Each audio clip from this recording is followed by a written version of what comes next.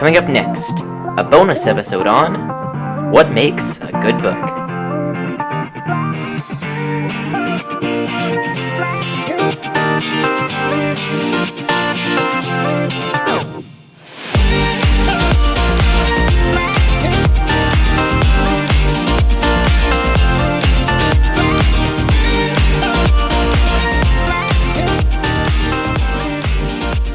Hey everybody, and welcome back to Booknet. I am your humble and eloquent host, Cooper Cobbs, and over there we got Matthew Killingsworth. How you doing, Matthew? Howdy. Hey, I'm doing good. Right. And today, it's a bonus episode. We thought, why not? And today, we're talking about what makes a good book. Isn't that right, Matthew? Yeah, we are. And we have, Cooper has some notes. I have no notes. I'm winging it That's today. right. I have some notes. Obviously, it's going to be a good episode. That's right. Everyone Matthew wings it. We haven't... Yeah, it's true. Actually, that's pretty much every episode these days. You never really give us anything. No, I don't. It's way better that way. Even if we do have to edit some awkward pauses. Yeah, fair All enough. right. We haven't done one of these in a while. We haven't. Last semester we did Pin and a Pendulum. That's actually the only one. We did. I guess skip the Magi was technically. Yeah, that's true. That was an extra. But me and Matthew doing what do you call it? The Brossom episodes. I don't know. Yeah. The Brossom? We'll think about it. Anyway, yeah, me and Matthew doing bonus episode on what makes a good book. So Matthew, what makes a good book? Ooh, just straight out there. All right. I used all my notes. No, I'm kidding. What makes a good book? So I think it's a good book if you finish the book and you want more. Alright, so let's kind of work our way there. Why do you want more in a good book? So, do you have a particular genre of a book that you prefer? Generally I like kind of like high fiction fantasy. Yeah. But it's specific ones like Harry Potter, yes, Hobbit. But yeah, I guess let's just go with that. That'll be my genre. Okay, so would you prefer a bad fantasy novel over a good non-fantasy novel, do you think?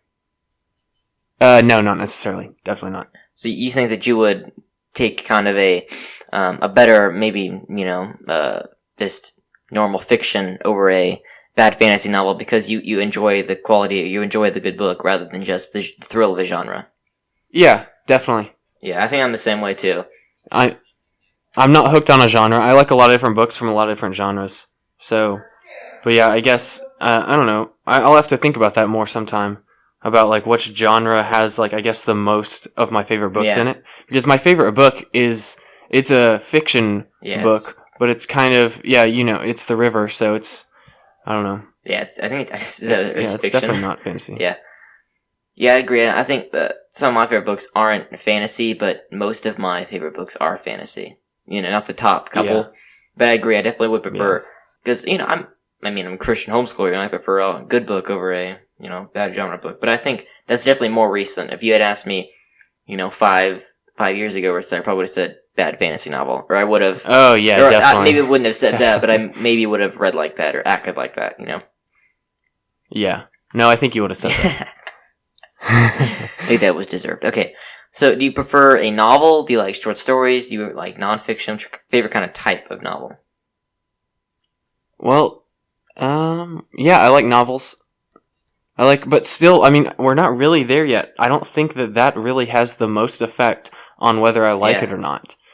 Because I like them to, well, how do I say this? I don't care about the length as long as the content, actually, as close to perfectly as possible fits that length. Yeah. So, there's a perfect Harry length Potter, of content. There's not a perfect length of a book. Yes. So, yeah, and there's a perfect... Well, I would even say it backwards. There's a perfect amount of content to put in any given length of a book, if that makes sense. I'll give an example. Harry Potter 5 is ridiculously long. I'll admit it's ridiculously long. It's 800 pages, but I still love the book. Because, it's not boring. It's not wasted space. You could argue some of it is. We're not arguing that here. No. But you know what I mean? It's filled and it's interesting, especially for someone who really likes the Harry Potter series. But then Old Man and the Sea, a book we just read, which is way shorter, and is very There conserving. was literally no wasted space. Like, you could not argue. No wasted at all. And so, like, even though it's way shorter, and even though Harry Potter is way longer, they both fill their spaces really well. And there's some books, obviously, that you can think of that don't exactly fill the spaces really well. I mean, we can talk about Tolkien having a really good writing style and being very interesting, but he also does kind of waste a lot of space in books and makes them longer than necessary. Yeah, exactly. We were trying to have this conversation. We were figuring out the length of the podcast, right? We were like, how long is too long, right? And Isaiah and Tanner were kind of the ones, they were like, let's keep it on the shorter side. But I mean, like, I agree, like, we shouldn't go too long, and I agree that some of our longer episodes aren't the best episodes. But what I'm saying is that I agree with you, like, there's a perfect amount of content, but that differs for every piece of thing, right? So... Right, and the model we kind of go with now is, like, we'll try to cap it around, like, 35 minutes, but then if it's really a great discussion and it's worth keeping on, then we'll keep it on. And I think that's kind of what happens sometimes. You gotta keep going. You can't restrict the content to a certain size, right? Yeah, exactly. That's why I'm saying fit the size to the content, not the content to the size. Right. But I think I still prefer novel, just because I think it's the best way to convey a story. Honestly, I mean, I like short stories. Yeah, novellas are fine too. So, do you think that a good plot is essential to a good book? I think for a novel, yeah, definitely. Yeah, so you think that a better plot makes a book better, or do you think that, would you prefer a book with a better plot over a book that was still maybe equally as good, just didn't have a better plot? Like, are you saying, like, it had better writing, or it had better, like, what are you saying? What's the trade-off? Well, let's kind of do it with the fantasy novel. Let's say you have a bad book with a good plot, and a good book with no plot. Which one would you prefer? Well, but I don't really get what you're saying. Like a deep plot, like a good, story, like a twist and turn. Yeah, I get the plot, but, like, what do you mean by good book? Because certain things, like certain trade-offs, like good plots, good writing. Right. So let's say, just take... those are the things that make it a good book for me. So, like, I can't compare a good book to something that makes up a good book. Okay, so let's essentially take every element that you think of a good book, except for the plot, and take that away, and say everything bad about a book. Okay. I see what you're saying. Okay, so, no, I definitely care more about writing and, not entertainment, but you know what I mean, like good content and being like not bored throughout the whole thing and being interested and engaged. I care more about those things than I care about like solely having a good plot over everything else. I think we'll talk about it a little later, but I think the most essential thing for me for a book is just having a good story. I think that a plot is definitely, I guess, an essential element of that, but I'm not gonna say, because this book has no plot, it has no story, essentially. So I agree with you, like, I think the plot can make a book better, but I don't think it's anything to die on or anything like that. Yeah, I think it's more important how you tell a story. Because there's people that you can give them a great story and they can tell it terribly and nobody will enjoy it at all. And there's people who can turn the lamest story you've ever heard into the most entertaining let's thing take two you've ever examples. heard, Let's take a book that we are, actually, I think it'll be coming out, our episode on Old Man and the Sea will be coming out next week. But the thing about that is it's like you go into a pitch room for like a movie for that thing and you're like, it's the old man in a boat on the sea. What do you think? Mm-hmm. And then, compared to a book we read a long time ago, The Scarlet Letter, where, I mean, it's maybe not... It's drama, right? And it's all plot based too. I mean, it's got a good plot for sure. But which book is better? And I'm going to prefer Old Man of the Sea because of other reasons, and not just the fact that it has. I don't care that it's just the plot's stupid. It's an old man in a boat on the sea, right? I care how they make the plot good, right? The story, and it's like, the story is so much different than the plot for in that sure. sense. Exactly. Yeah, you're right. Because the story is how the old man is like, what his fears are. Like you introduced to him and his colleagues and what his fears are and how he faces the fears. And it's actually a really big story, but with a really small plot. And I actually really enjoyed that. For sure. Then, of course, there's like Harry Potter, like I was saying, which is a big story and a big plot, and right, exactly. And it's like, let's just go big. For all the things that I maybe don't, I mean, I like Harry Potter, but all the things I don't like about it, you can't deny that Rowling is a great storyteller, and part of the reasons that she is because she's so good at plot, right? And so that yes, and that's why I like it. Exactly, it's literally just because she's a great storyteller. If you look at Harry Potter, and it's basically the whole reason it's a good story is because of the plot. I mean, there are other elements too, but it's the main reason. Look at Old Man and the Sea. The main reason it's a good story is because Hemingway wrote it so well and just, made it a good story. And that's the next thing we're going to talk about. So, how important is, like, a author's writing style to you when you're reading a book? How important is that to you for keeping engaged? I think it all kind of relates back to the story, but I think it's very high on the importance scale for me. But I don't necessarily care if they have, like, their own little unique, like, twist on their writing style, or like because like we've read several authors like Hawthorne, Hemingway, and Gary Paulson, like the Hatchet guy. They've all had like pretty unique, noticeable, like if you read it and didn't know the author, you would be able to recognize it after reading one of their books. And I don't think that's necessary for me in liking a book, because I think as long as it fits well, like communicates well, conveys well with the rest of the story, then I'm going to be happy with that. Yeah, for me, I agree with you said in the beginning. Writing style is, I think it's an essential part of me, and essential part of me knowing whether it's a good book or not is how the author writes it, because I think that is a main part of how good a book is. Because I was like, again, Old Man and the Sea, Hemingway, the way he wrote it, made it what it is. Hemingway's style made the Old Man and the Sea great, right? But I think that I think it's one of the main things. For me, be willing to stay engaged with the book. Like, if I'm reading a book and it's got really bad style, I sometimes just, like, this book is garbage. Maybe I'll finish the book, but I'll understand it's garbage, because I think out of the ability to write well stems all of these other things that we've been talking about. I can add anything to that. Okay, we can move on. Well, sorry. Oh, so characters. Characters is next. So... let's say you have a really great novel. The plot's amazing, the writing's great, but the characters are really unrealistic. How do you feel about that book?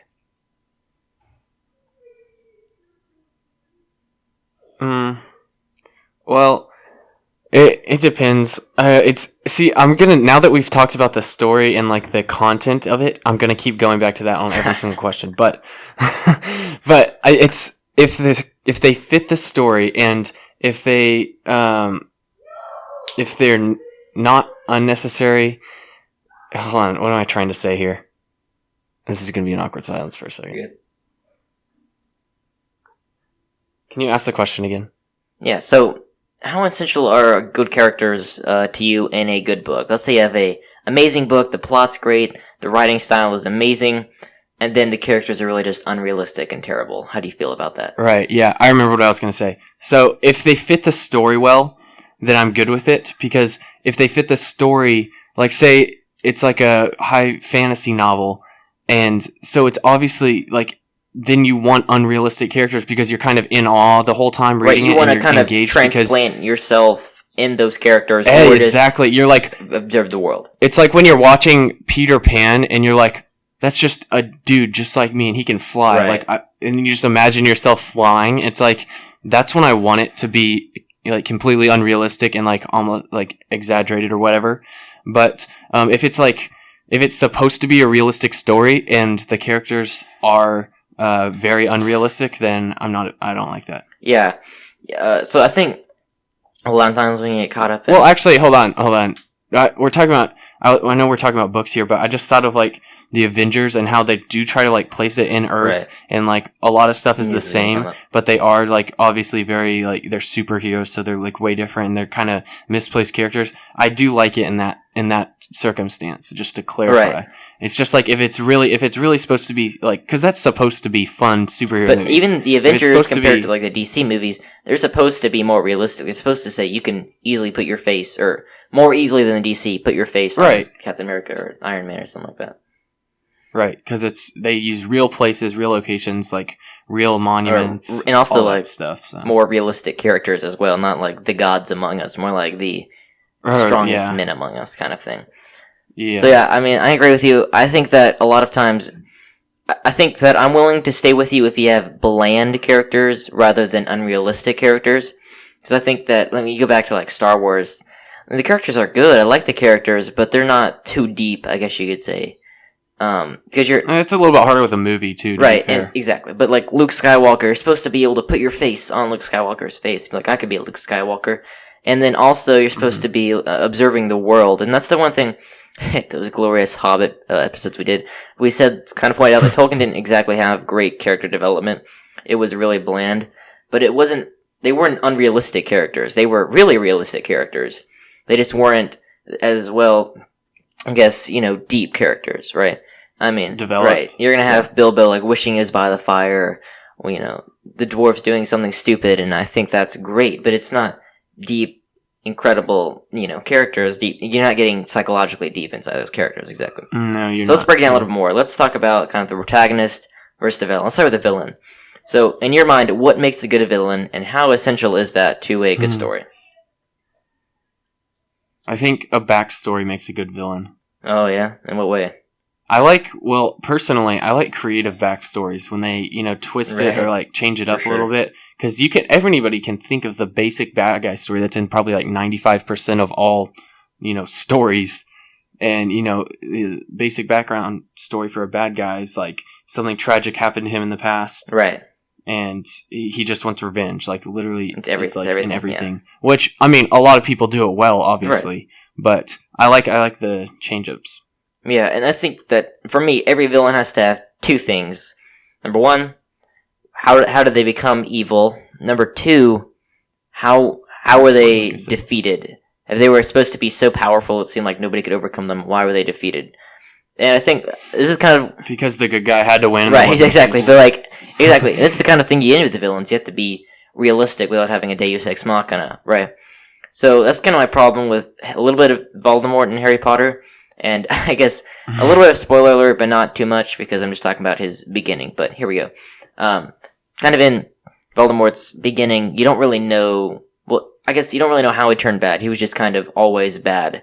And I think that they do have some backstory. They do have backstory. They go into great depth. Rowling goes into great depth in book 6 to kind of show the story arc of Voldemort. But I really feel like there's no link between how he got bad and how in his beginning, right?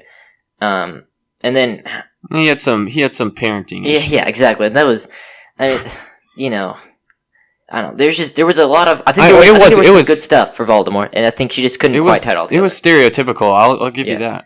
And also, kind of, how was he defeated? I don't know. I mean, we may talk about like the Horcrux and stuff like that, but then let's talk about kind of like Sauron and Lord of the Rings. I think this is one of the only places where it actually works, where he was just bad from the very beginning. I like that actually. I think that in like a great, huge, epic fantasy novel. I actually kind of like when the villain is kind of just been evil for as long as anyone can remember. Right, because it's kind of like Narnia, where like they're kind of reflecting back on like the Bible story and like how the devil has just been evil since forever. Right, and that's really a cool thing. Like the devil's been evil since he fell. I agree because I definitely like it when high fantasy novels reflect that. Yeah, and it's just and. Again, why did Sauron lose? Well, I guess he thought kind of that he was looking for the ring, and he didn't think that anyone would... I guess he thought the ring was so powerful that nobody would ever try to destroy it, I guess. Mm-hmm. I don't think anybody cares that it's kind of spoiled Lord of the Rings, but anyway. No, nobody cares here. So let's talk a little bit about the protagonist. And those who don't know, protagonist is the main character of the story, or I guess, yeah.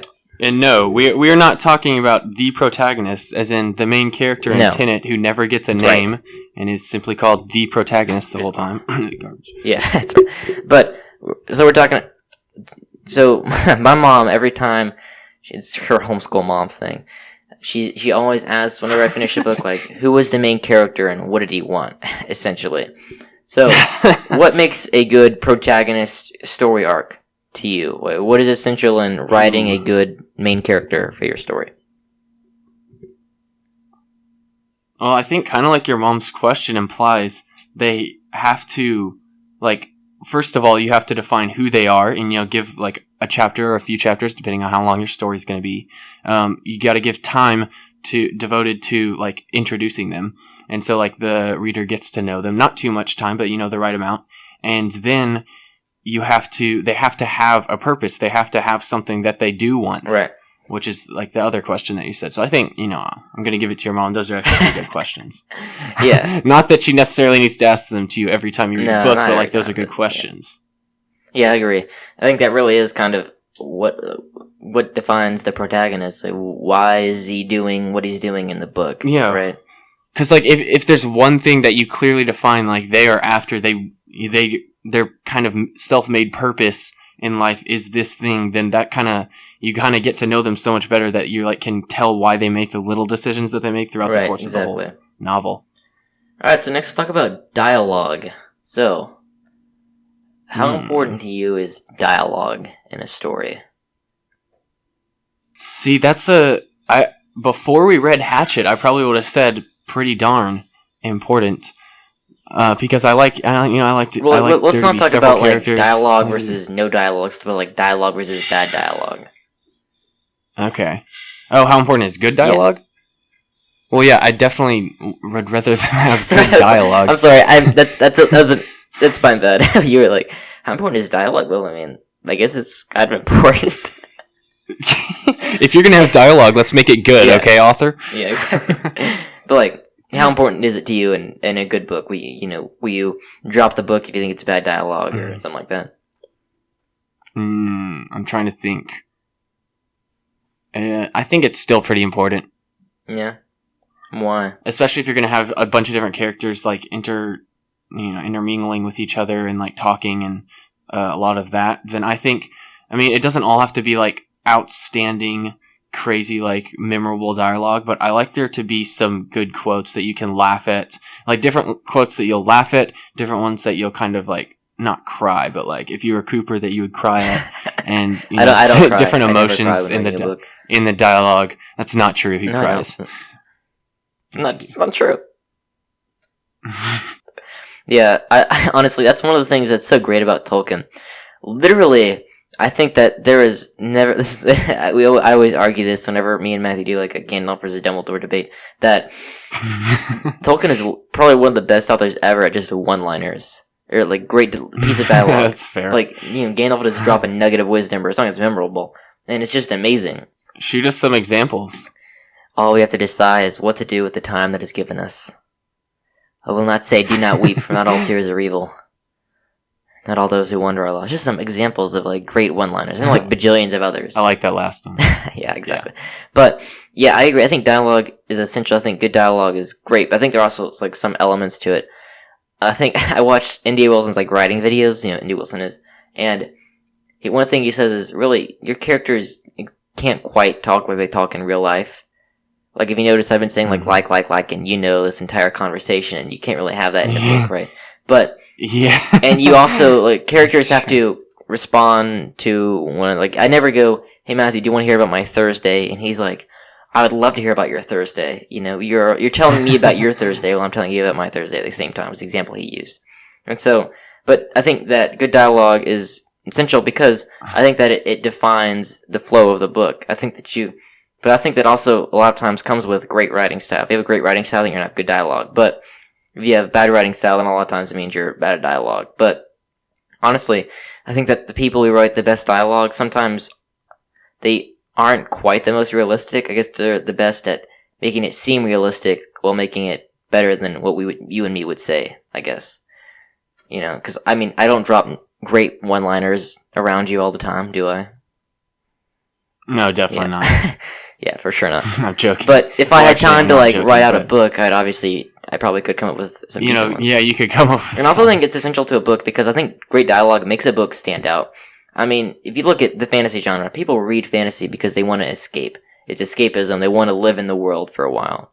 They don't quite care about the characters exactly. But I think, and a lot of times authors writing it don't bother to write well or write good dialogue. And I think that's what sometimes can set a good book apart from a bad book is how good its dialogue and how good the writing style is. You know, how a good fantasy novel is basically, you know, it takes all the elements of a fantasy novel, a good world, you know, makes you want to live in there, and then it essentially just adds good dialogue and good writing, and it's, you know, a step above anything else and makes it stand out. Alright, next. Everybody's favorite, morals. How important are good morals to you, Matthew? I feel like you should answer this first. This is kind of your expertise area. Yeah, I mean, good morals, I think, aren't essential. I don't know. There's a point. Well, let me say this. Like, let's take like Christian literature, right? A lot of times, like, they're dripping with good morals or relation to the Bible or something like that. But that's not what makes it a good story, right? But what makes a good story, as a part of a good story, is having a strong, centered moral center, right? And having a good message and having good morals. But that doesn't make up the whole thing, right? You can have an amazingly written novel with everything that we've talked about, great, and then have bad morals, and you're like, yeah, it's bad, right? But if you take a book that has absolutely nothing going for it and it has good morals, you're still like, that's a bad book. So I think that it's some of both. I think that you have to have good morals in a good book, but I don't think that they don't carry the team essentially over the finish line. Does that make sense? No, yeah, they don't carry it. And I'm almost gonna say that, like, it's almost not that important to me.